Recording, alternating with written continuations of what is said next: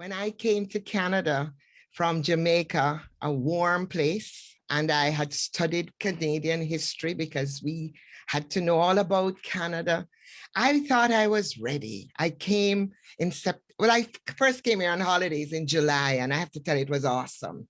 The sun was hot. I met a boy, and I came back a year later in September, a little chillier. But I worked for a bank and wanting to fit in, they told me that there was going to be a trip, a skiing trip organized for staff. They were going to Vermont. Would I like to come? I said, of course. What do I know about it? So I went on the bus. Not a soul told me anything about skiing. I just thought, okay, I'll go. And how hard could it be? So we rented skis and no one suggested getting a lesson, nothing like that. And we get to the ski lift. And all of a sudden, the cart arrives and I get shoved onto the lift.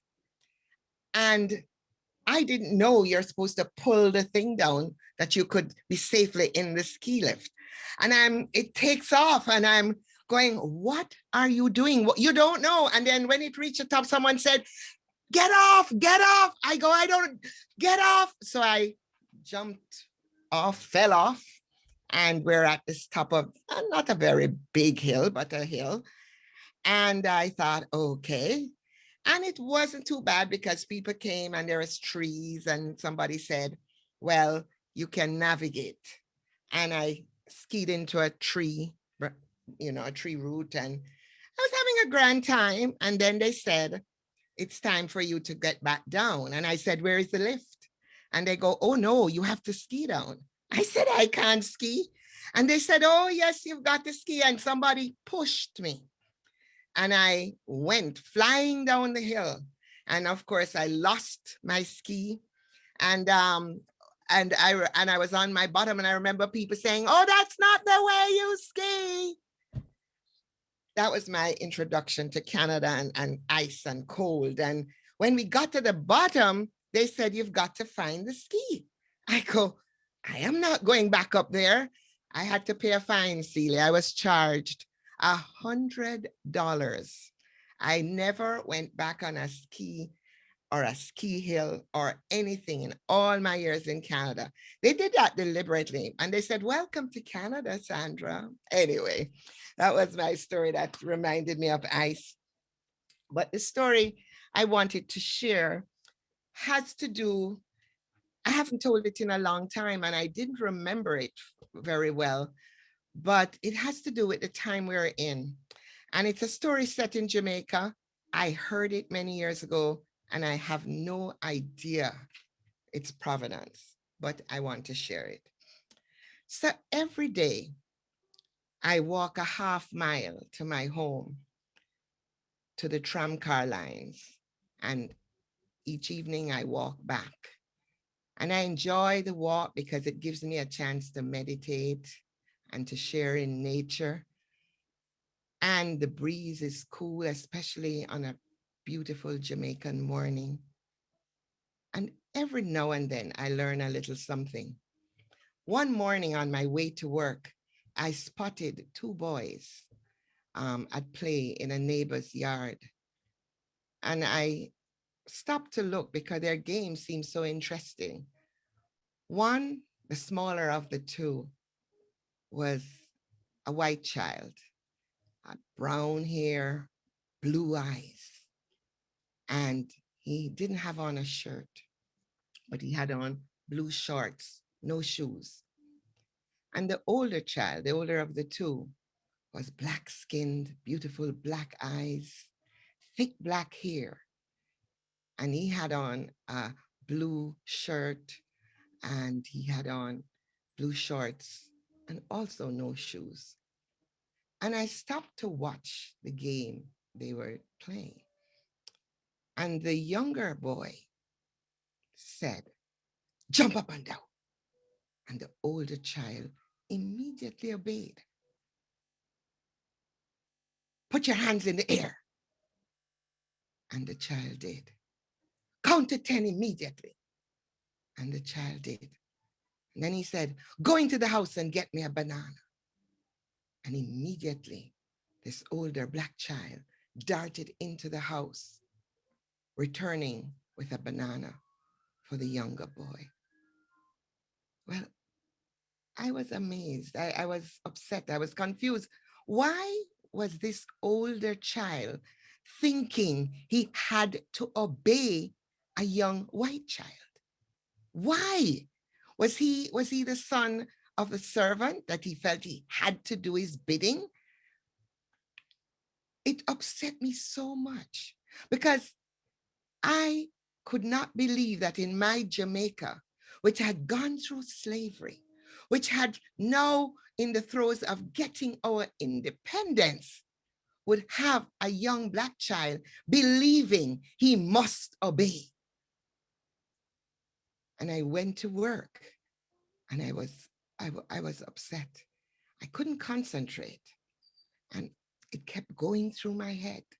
Why? Why were we still under the thumb of the white man? And when I was coming home that evening, I looked to see if the children were there, but they were not. And so the next morning, I again saw the two boys and I stopped to see what they were doing. But this time, the roles were reversed. The older child was giving orders, and the younger child immediately obeyed. Jump up and down, he did. Count to 10, he did. Go into the kitchen and get me a fruit, and he did. I thought, it's a game.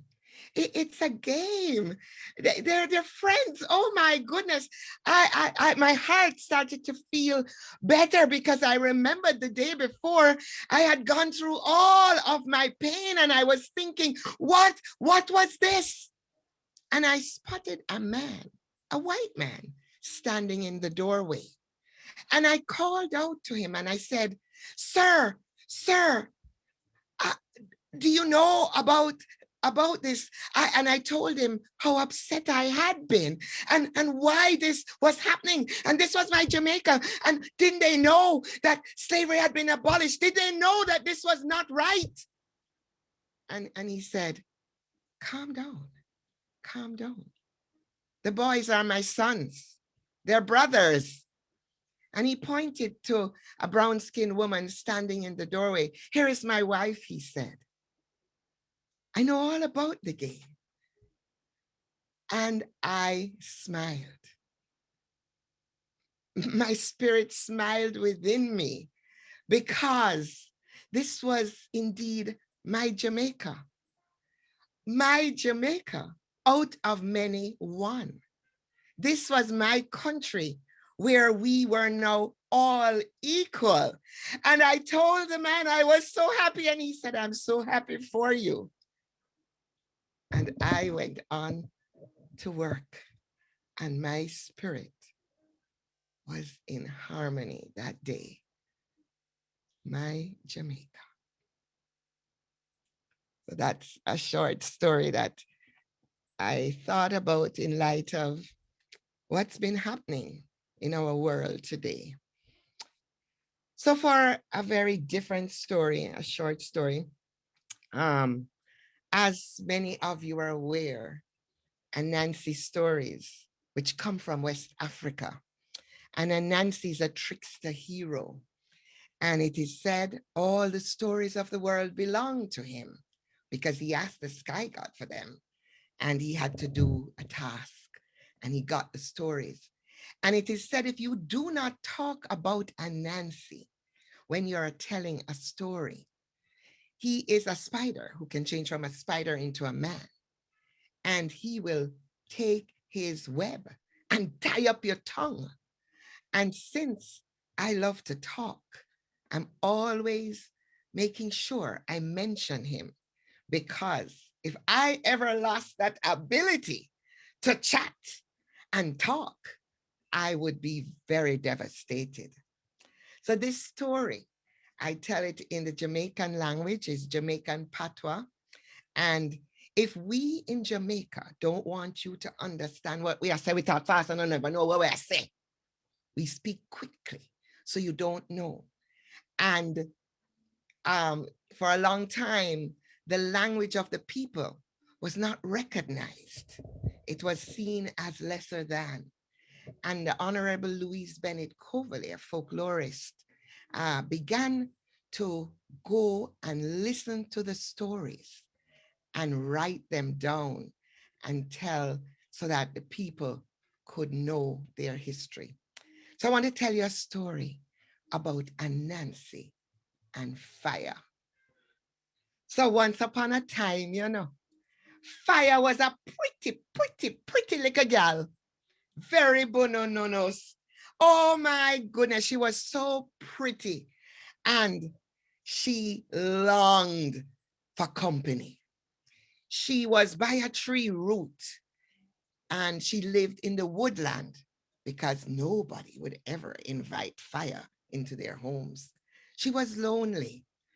And so Anansi was coming into that part of the forest and she saw him and her eye caught his. And she had heard about Anansi. Anansi loved pretty girls. He was always flirting. He knew how to sweet talk you. Ay, you're so nice. And so she decided to work her head on him. And you know how fire, when it dances, how the flames can look so beautiful. He saw it and he said, what a pretty girl. Oh my goodness, what a pretty girl. And she said, you like me? He says, I like you like how ants go for sugar. You are so beautiful. And she moved some more and the fire flickered and she danced. And he said, oh, I feel I've fallen in love with you, Sister Fire. I wish I could stay with you. I love you so much. You're so nice. Could I stay here? Oh, she said, no, no, no, no, no. My mother don't like strangers. And she doesn't allow strangers and nobody ever into our house. So what we going to do? Well, I could come and visit you. You could? Yes, I could come this evening. I could come this evening by 6 o'clock. Ah, she said, that sound good. But me's a funny gal, Me's a funny gal. Me can't walk on the ground. But you have to spread trash that I can come and visit you. And then Nancy agreed. And he raced home. And he found bands of trash, plenty dry trash. And he put it from that tree root and went back and to his house, back again, making sure that she could walk and come for a visit. He was excited. And at 6 o'clock, he was sitting on his doorstep and waiting. And as the clock struck 6, he lifted up his head and he looked. And that pretty gal had become a big outsized woman. Oh, he said, turn back. Nobody come. I don't want to see you anymore. And she looked at him and she kept coming and coming. And she said, Hiya, Nancy, you build your house. And if it built of wood, the fire going burn it down. And Nancy said, go away. He said, if you build your house on sand, the breeze would blow it down. But you built your house on wood, Nancy, and fire going burn it down. And Nancy said, oh, come, go away, turn back. And he realized she wasn't stopping. And he had no choice but to leave his house and run and hide. And do you know that fire came and burnt that whole house down. And from that day until now, fire burns people's houses. And it's all because of a Nancy. Thank you. Those are my stories.